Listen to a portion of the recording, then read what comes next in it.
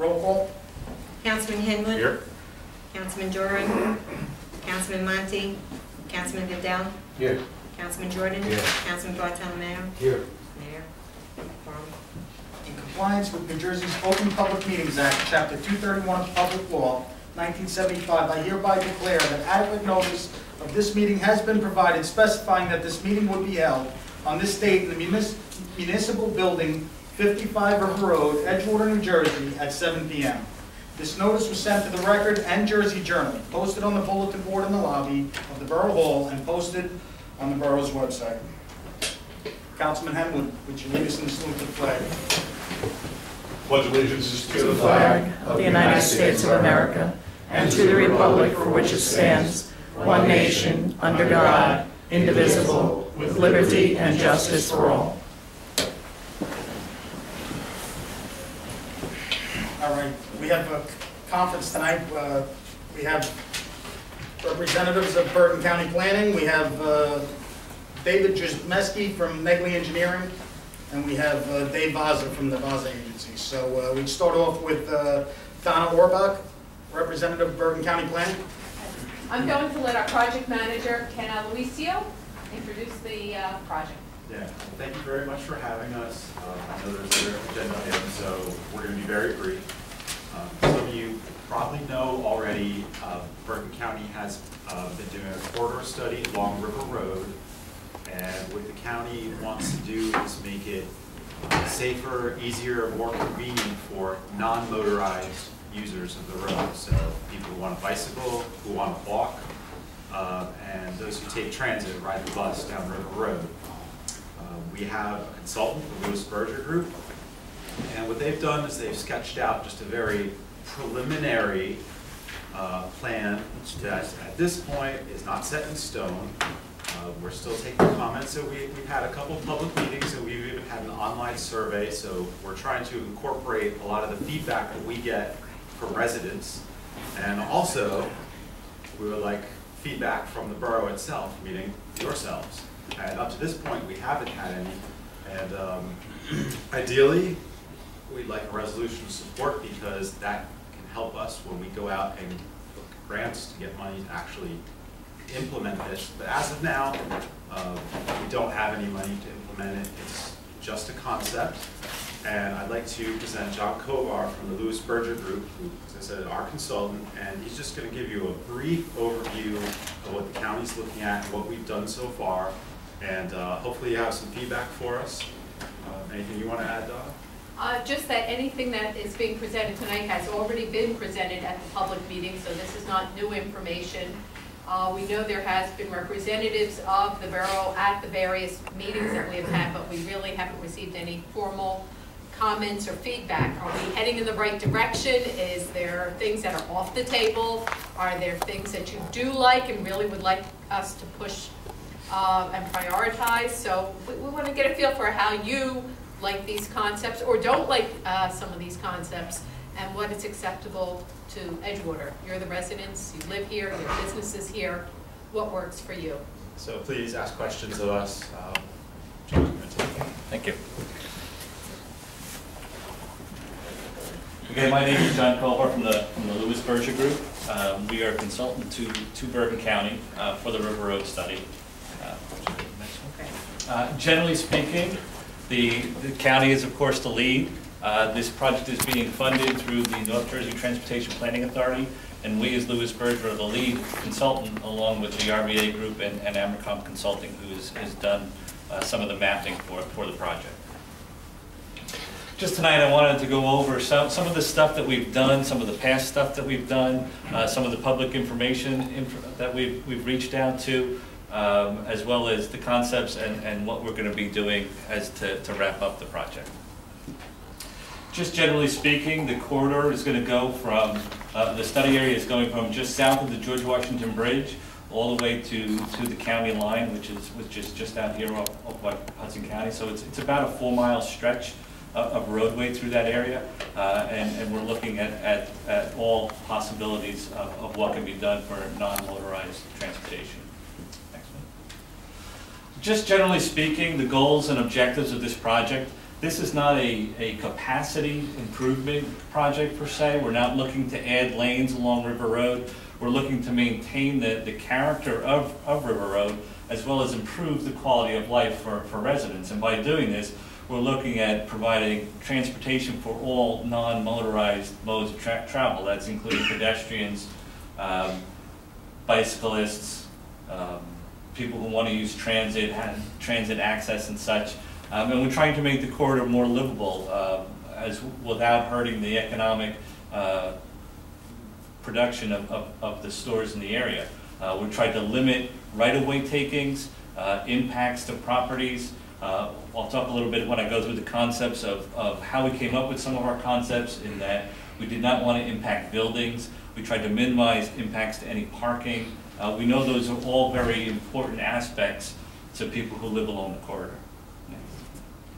And one of the things we did as part of our public outreach, we've had 2 public meetings so far, and we have what we call a technical advisory committee meeting, which is all agencies, and I think Edgewater has been part of that, Fort Lee has been part of that.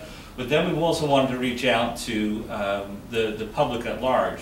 And we've been gathering a database of people who are interested in this study.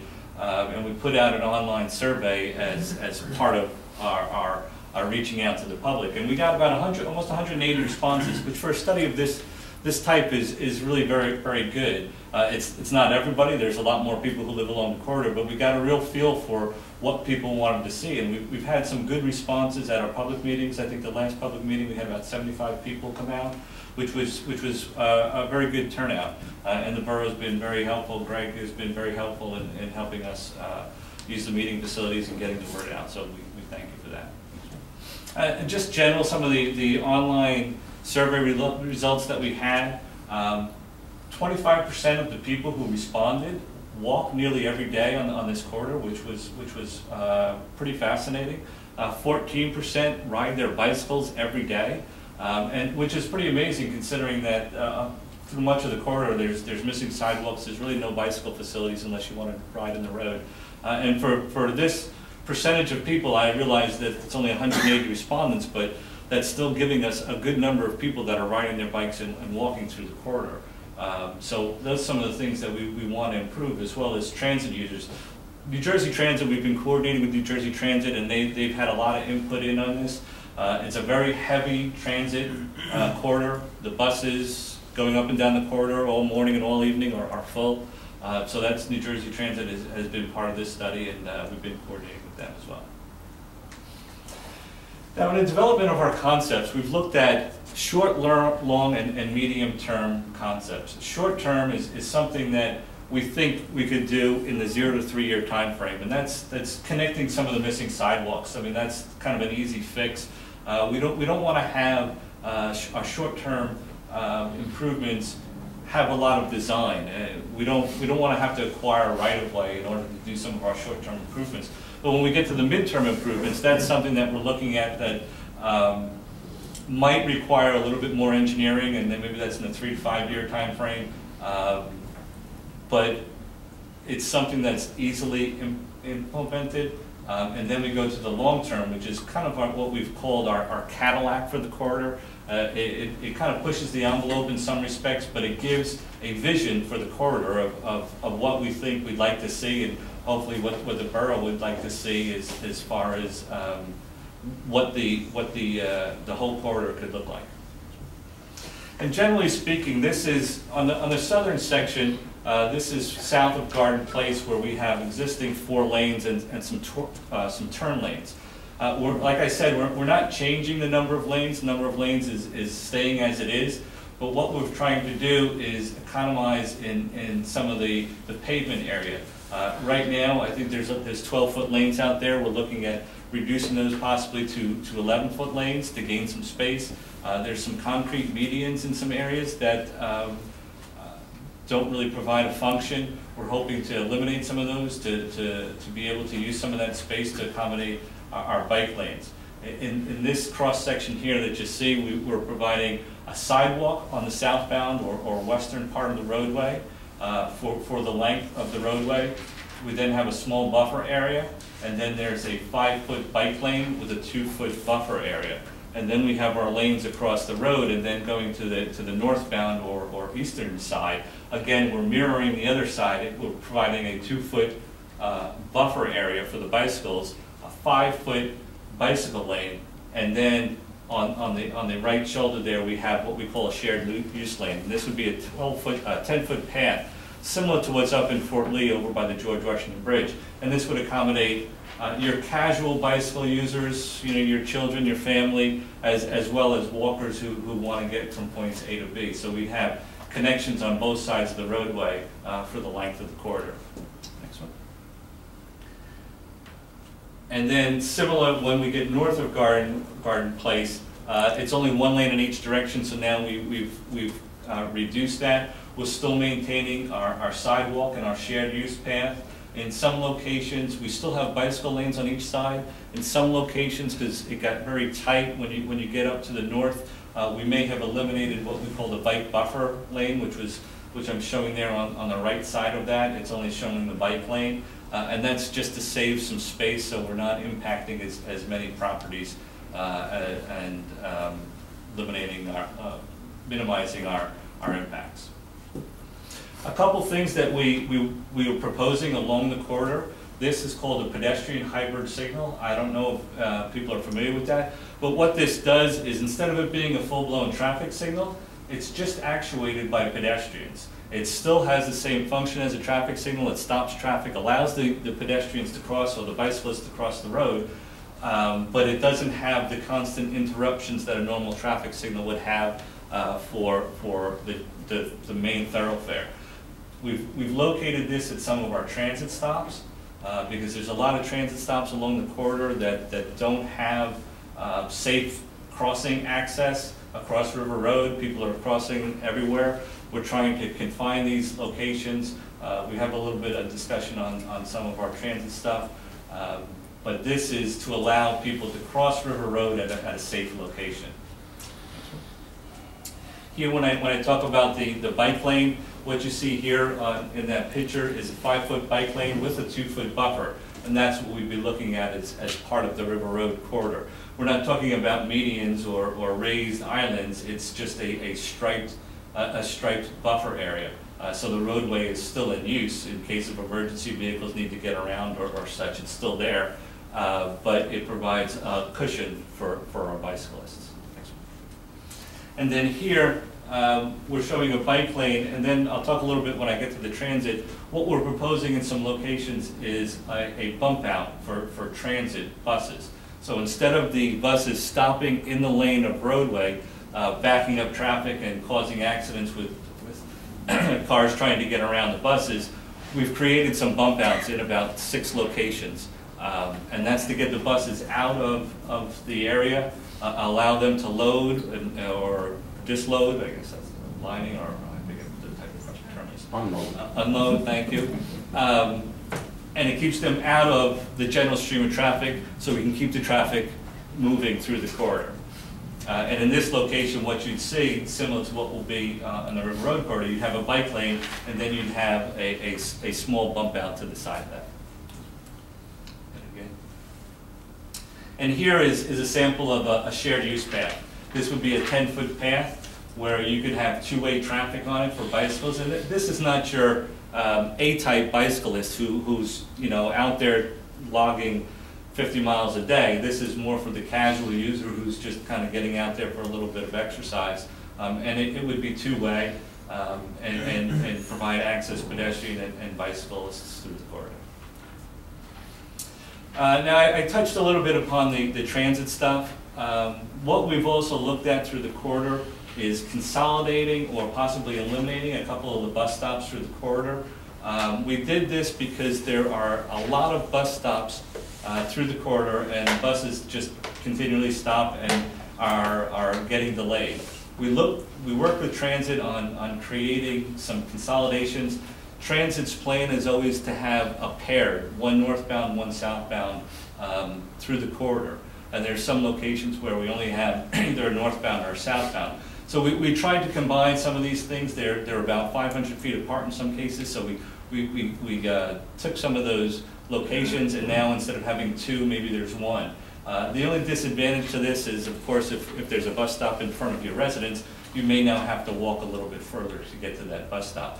But with that, we'll be increasing bus capacity. Like I had said, we're going to be putting in or proposing the bus bump outs.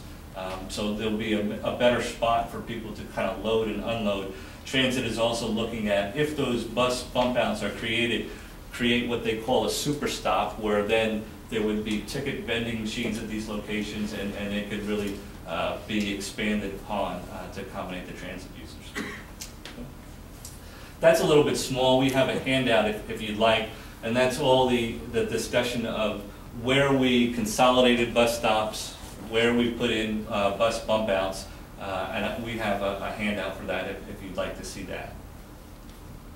And everything we've done to date has been presented to the public, and we've been posting it on our project website.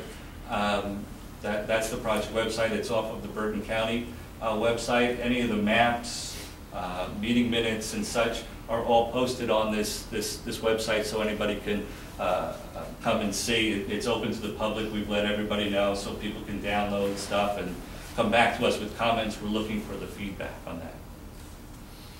And then as next steps on this project, we're looking to finalize the concepts so we can finalize a report. Once we do that, we're going to go back out to the public with one more meeting to present what our final concept is, and that will happen probably in the May timeframe.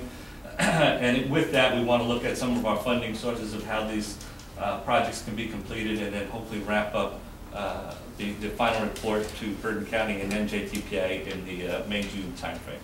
So with that, thank you for your time, and if there's questions, we're here to answer anything that you might have.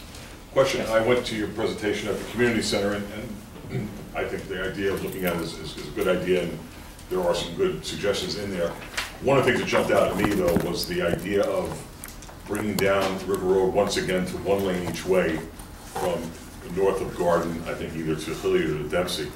I think potentially that's a non-starter, because, I mean, that's going backwards. To have our traffic go from one coming from the north to the south, going into two, then back into one, and back into two, I just don't see that as a possibility. Yeah, sometimes when we do some of these concepts, we like to just kind of push the envelope a little bit, and then if we have to scale it back. We just this afternoon, we had a meeting with the Bergen County Engineers Office, and they had this very similar concern because they're responsible for the roads.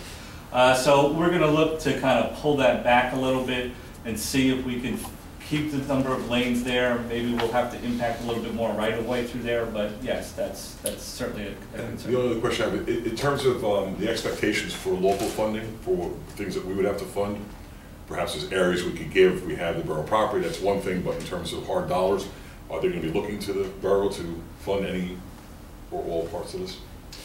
Well, nothing's set at this point, but I would say our sort of prospective plan of action will be to pursue a grant, probably from the federal government, for transportation dollars.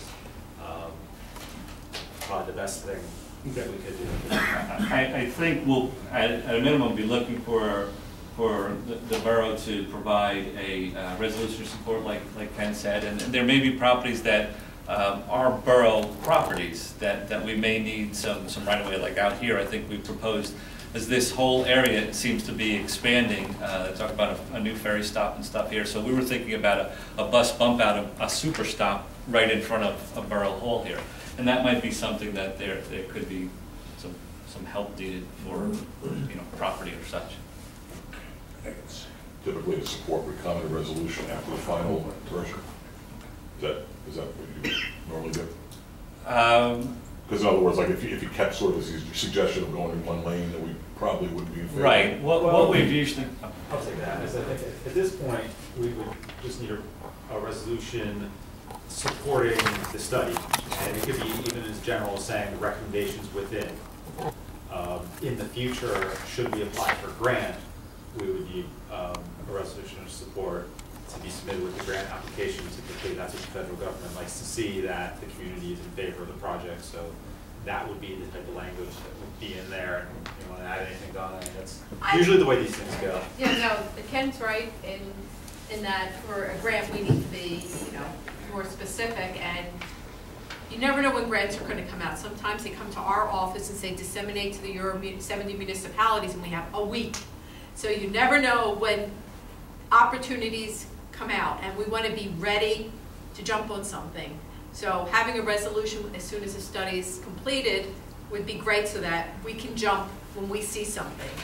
But in addition, we want to feel confident completing this study, moving from today on, that you generally support the concepts that are in there and let us know what you can't support so that we can end up with a study that you feel comfortable with.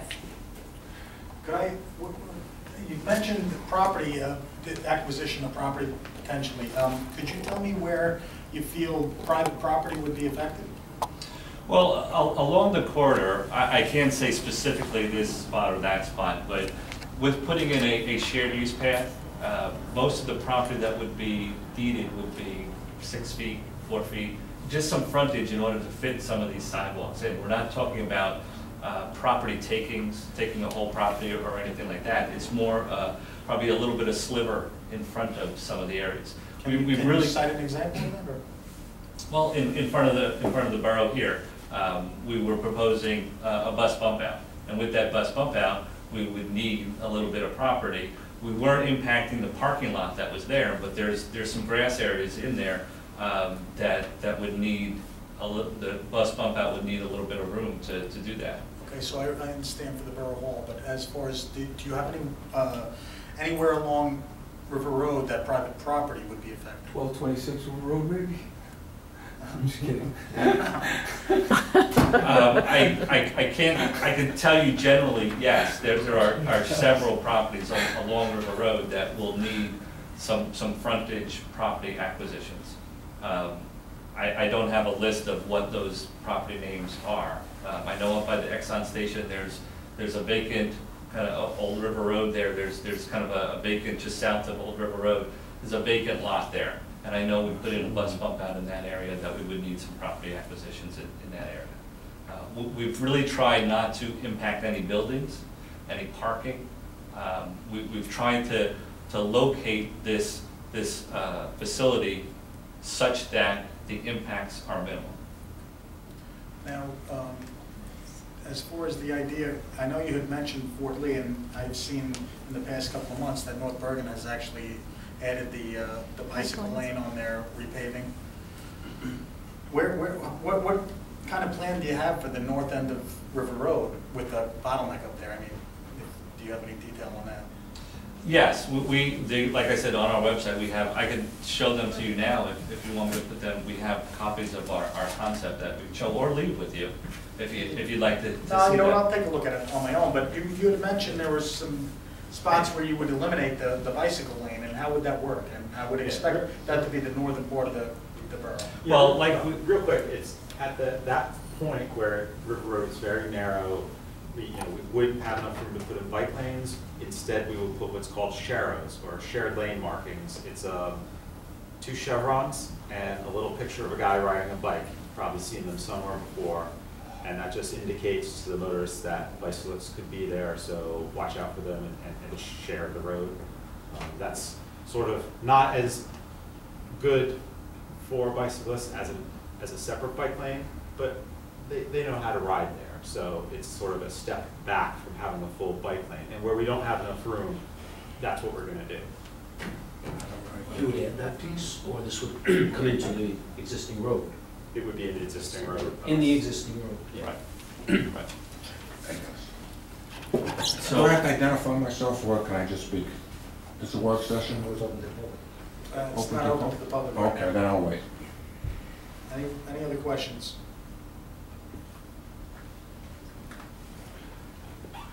So the resolution, I'm sorry, go ahead. The resolution doesn't necessarily, the resolution doesn't necessarily have to, when you say approve of the study, approval of the concept of the study or the study itself? In other words, because we're glad that a study's being done, but we may not necessarily approve everything that's in the study. So I'll take it, then you can jump in. Typically, what's done is, you know, you guys would always get a copy of the draft report and get to review that and make comments with that. And if there was something that you didn't like in there, and any resolution can have qualifiers in it. For instance, the one lane up by Route 5, you can say, we agree with the concept of the study. However, you know, the Route 5 coming down to one lane should not be part of it. There can be qualifiers within that resolution that's approving the overall concept of what's done, putting in bike lanes, connecting sidewalks, transit access, those type of things, without going into the whole details of the study. Do we get final say on every single component once funding becomes available and things start to be approved for actual construction or design? Do we get final approval on each particular section, if you will, down the road? Well, actually, we don't even have final approval. The final approval will be the county engineer, because he would have to sign the plans. Okay. But again, the federal government, they look for projects where the community supports it. They like to fund those. They don't like to fund ones where the community doesn't support it. I would just like to say that what we're asking you now is to do basically what the public did. Take a look and comment on it so that we can incorporate you, rather than saying, well, we don't like this, well, we don't like that. Well, tell us sooner before we come out with a final study, and we can work those things out so that by the time we have a final draft, and that you're already okay with it. You won't have to do any qualifiers. Right. That's what we're trying to do, is get rid of the qualifiers now by dealing with them. A couple of months for you to make your comments on the draft report. We'll change it, and then hopefully you could pass a resolution just saying, we support the recommendations in this report. I don't think it really has to be anything else. At this a point. letter, just a letter saying these are the things we like, these are the things we just absolutely cannot live with, or we could live with them if, or just say we want to discuss it further, this particular issue with that, so that we can work it through before it gets to the final. It's just, we don't have a lot of time. We have to have this completed by the end of May so that we can get the draft to the NJTK for their review. Again, these are broad concepts. This is not any detailed engineering. We're not allowed with the federal money that we've been given to bring it that far along. We can only bring it to concepts. So details like, well, we like it, but we don't want you to have to take this property. We're not there yet. That's the devil's in the details later on. We support the concept of bike lanes, et cetera, et cetera. And again, with the deadline, it is what it is, but we want to be able to make changes while we still have the consultants under contract, which will be until the end of May. In the past, the county has been very sensitive to pedestrian crossing time and also north-south commuting time. So will this improve? I assume that it'll improve the commuting time, but I don't know if they're going to get hung up with the pedestrian crossing time. It's a little bit wider. At the existing traffic signals? Yeah, they wouldn't let us put in one lane because it would take 5 seconds longer. I think for the most part, we're not increasing the overall width of the roadway significantly that it's going to impact pedestrian crossing times. Okay. We're trying to keep that footprint to its minimum. There are some locations where it does get a little bit wider, but we've tried to reduce lane widths and take out the concrete medians in some locations in order to gain some of that space so we can keep those times low. Any other questions? Again, the purpose of this study was to improve non-motorized mobility. So we want to make it safer for pedestrians. We heard that loud and clear in our earlier study that we did a couple of years ago together with Hudson County. We heard loud and clear that people have problems crossing the road, getting to the bus. It's difficult to cross River Road. It's unsafe. We want to make it safe to get to the transit stops, and we do want to provide a way for bicyclists, not just the spandex, but the children and the everyday weekend bicyclists to feel comfortable going up and down the corridor, and encourage them to do that instead of using their cars once a week. We believe it can help reduce overall traffic in the corridor. But we can't keep building our way out of congestion. There's only so much we can do in Edgewater and in Bergen County in general. We have to make better use of what we already have and make it safer. All right, Donna, I want to thank you for coming down, and I would only ask that if you could stay a few more minutes. We have only a few members of the public, but just in case they have any questions, I would appreciate your answering. Thank you. Next up, I'm going to switch up. I'll go with Dave Mazza. Dave, you're up. Okay, thank you. At last week's South Bergen Joint Insurance Fund Safety Awards, Edgewater received a plaque and a check, an award for a gold award, actually, which is 100%. It's the highest award that you can get. Actually, you're also tied with Fort Lee, and this is the second year that you've received the highest award. And in 2010, you were second place. And it's really a very dramatic change from the past experience, actually, for the borough in workers' compensation lost time accidents. So I wanted to present you with the check. And here's the vouchers, not the check, the voucher and the plaque. I mean, it's really a big improvement, and I know Fort Lee's using their money as an example to have a little town picnic and maybe some type of appreciation for what the employees have done, because this ultimately can reduce the premium significantly down the road. There's a reduction.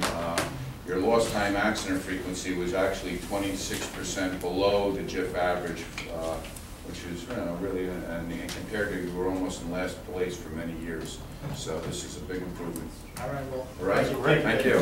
Hey, Dave, just take a couple minutes real quick. Recognition of the staff who worked very closely with your office in Yes, you have the executing a safety program. Why don't you just real briefly explain what our safety program entails and how we achieve what we... Well, they have monthly safety meetings. Tom Quinton is the safety coordinator. Who's the alternate? But there's a whole safety committee here in the borough, and they hold periodic meetings. All from my office comes down. They go over various safety and loss control.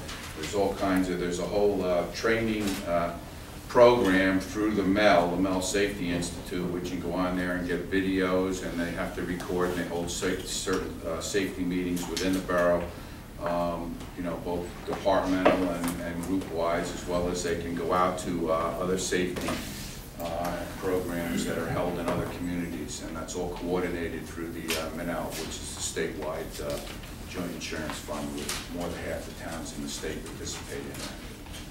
And then when we do have an accident, we go over it at our quarterly safety meetings. Correct. To ensure those types of accidents don't happen again, and we implement those policies and procedures to prevent those things. Correct. Great. All right. Thank you, Dave. Thank you. How much is for? From Negley Engineering, we have David Gismesti.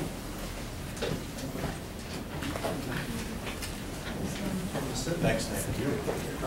Good afternoon. At our last meeting, we were asked to provide a proposal for the proposed work it will take to raise the site to meet the Veterans Park Field site to meet the new APF standards. So I have it with a map at the back showing the elevations that we'd be working towards. It provides a description in the cover of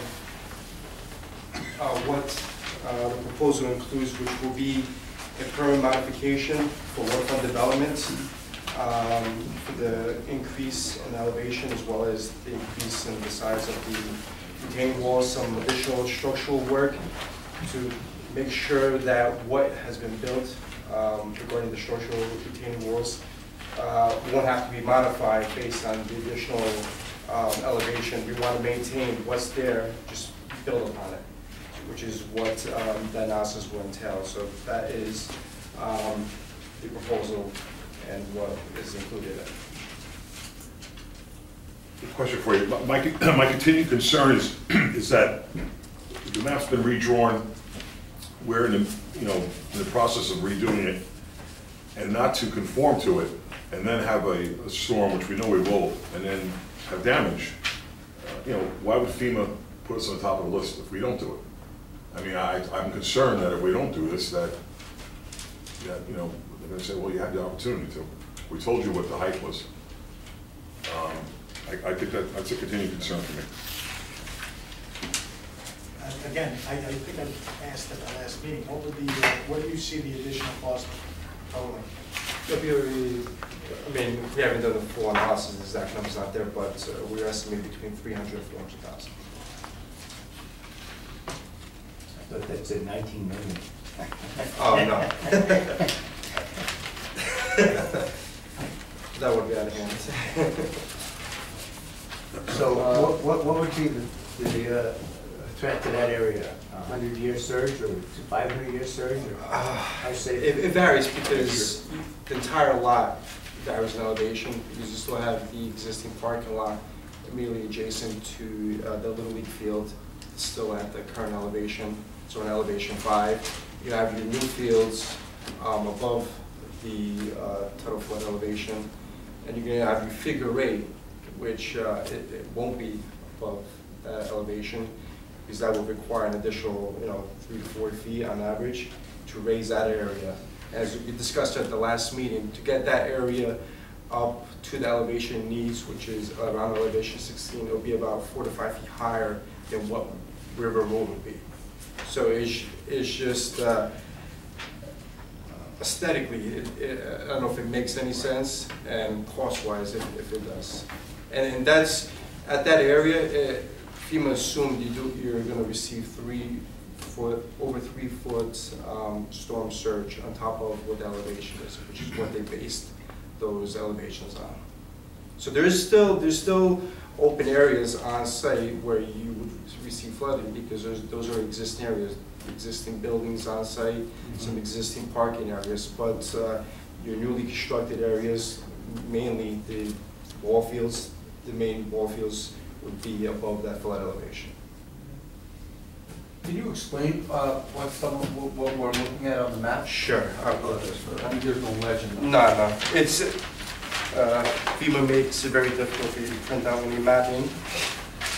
So if you open up the map, if you see that little bulb right here, right, that's where Veterans Field is exactly. Okay. So basically, in the orange color, which shows the majority of the field, that's at elevation 11. So we'd be building towards that elevation for the main ball fields. So that bulb, that kind of bubble or bulb, Right. that's 11 feet? Right. So anything in, so what's the pink mean? The pink, that's Right outside the bulb? yeah, that's outside. That's elevation 11, That's but 11. you don't in that area you don't receive the 1.5 to 3 foot additional storm surge in those areas. You don't see that. Oh, I see. Right. And then internal to that, closest to the Hudson River, you see that dashed red and black line. Yeah. That's your elevation 16, which is where your figure 8 would be, and that's the areas where you will see storm surges of additional 3 feet, based on the wave action. So as our professional engineering firm, you think this is something we should do? I do. Just we're in construction already, but it's improvements.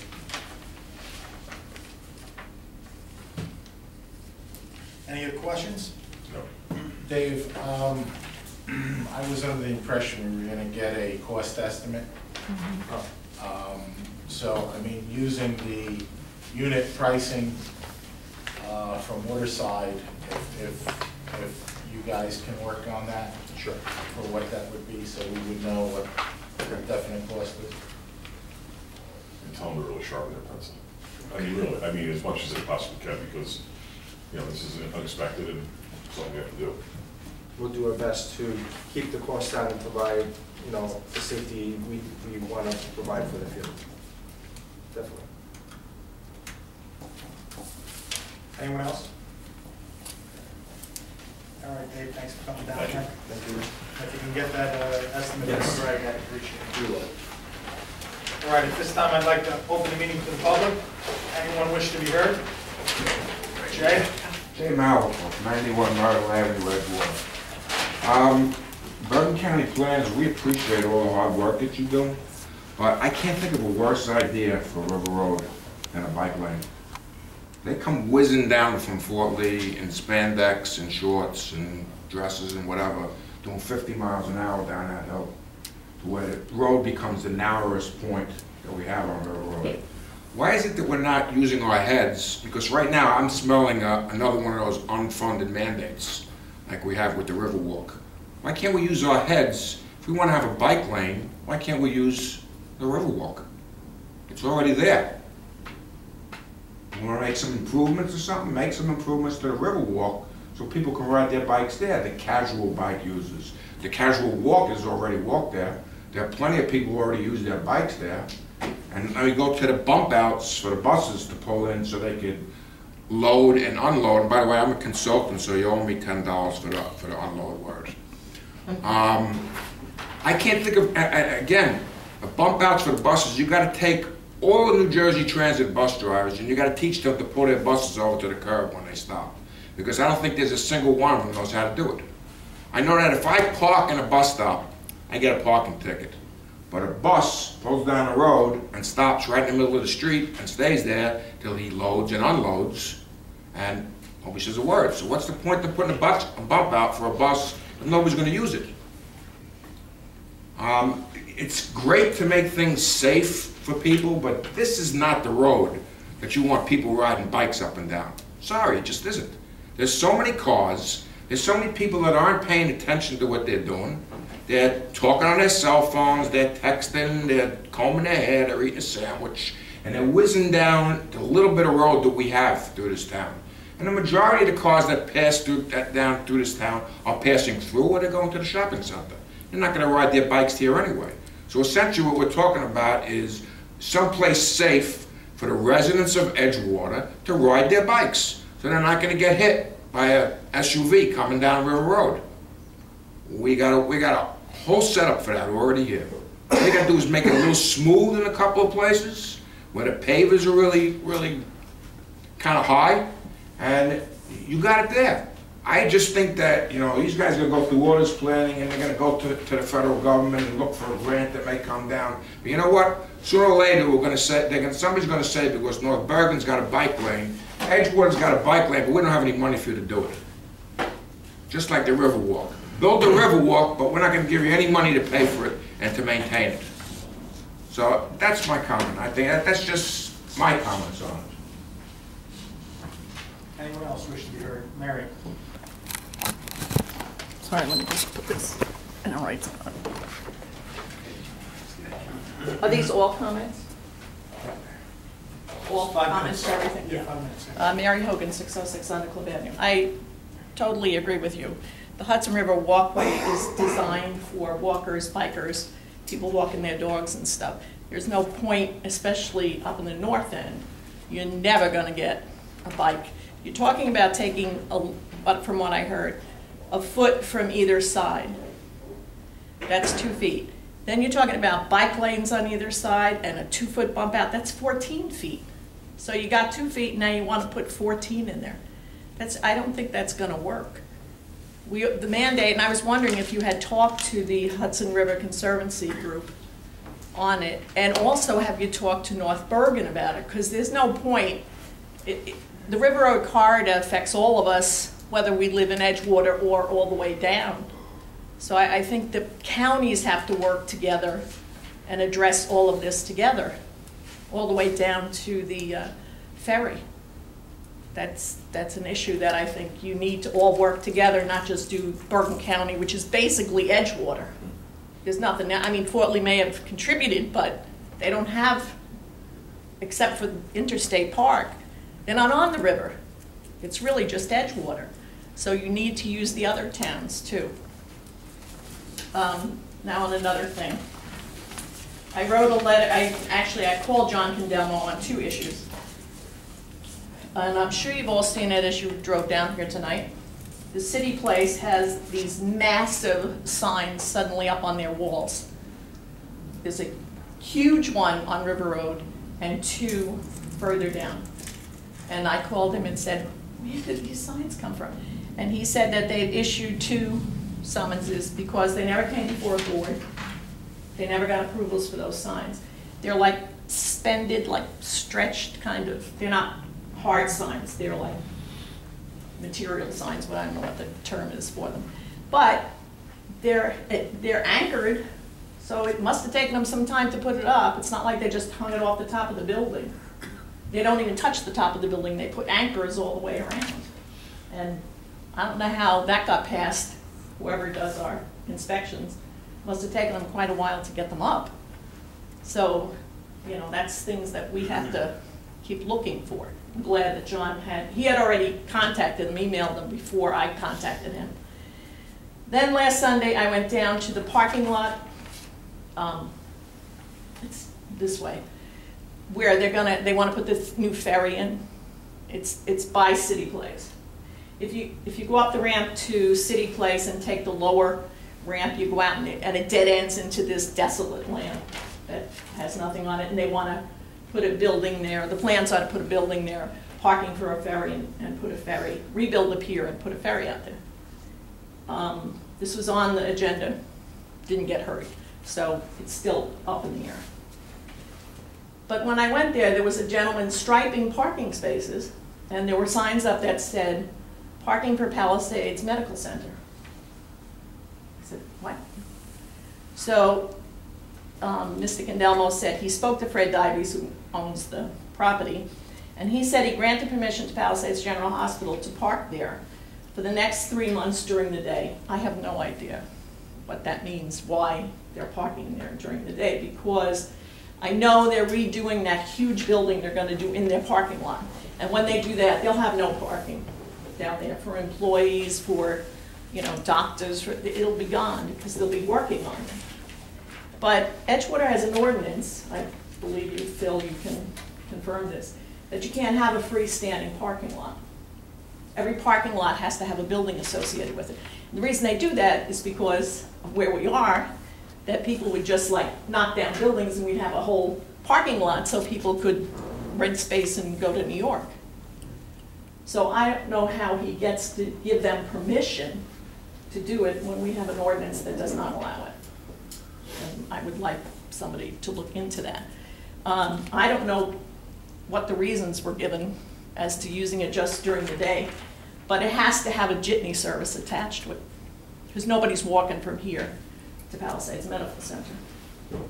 So now you're talking about something else. But you just can't use that, because my concern is, like the North End, when River Road, they finally figured out you could go up Undercliff. When they finally figure out you can park in this lot, that's what's going to happen. People are now going to be aware that, oh, there's this parking lot here that nobody, you know, monitors. So we can just park there, get on a bus, and go to New York. And that's one thing that we never want to do. Thank you. Phil, do we have any response to the parking lot? I know that it came last minute. The borough wasn't informed that. Oh, I'm sure they weren't. Mayor, I think because of the temporary nature of what's going down at the hospital, there was a need to provide parking so that the hospital could function properly. It's a temporary situation. I think John Candelmo felt that under the circumstances, it is a parking lot. It's being used as a parking lot, so there's no real change in use other than it's being used by another organization that is undergoing some construction work. So he felt that that was appropriate under these particular set of circumstances. It will go back to the way it was as soon as they complete their construction, but we'll take a look at it and see if there is additional approvals that need to be obtained. But as the mayor said, you know, that did not come through us. We learned about it after the fact. Anyone else wish to be heard? Seeing and hearing none, I'll close the open portion of the meeting. Thanks for staying the extra time. I appreciate that. This time, we're going to need to go into closed session to discuss the following matters. It's police compensatory time, contractual, fire department personnel, colony diversion negotiations, and DPW memorandum of agreement.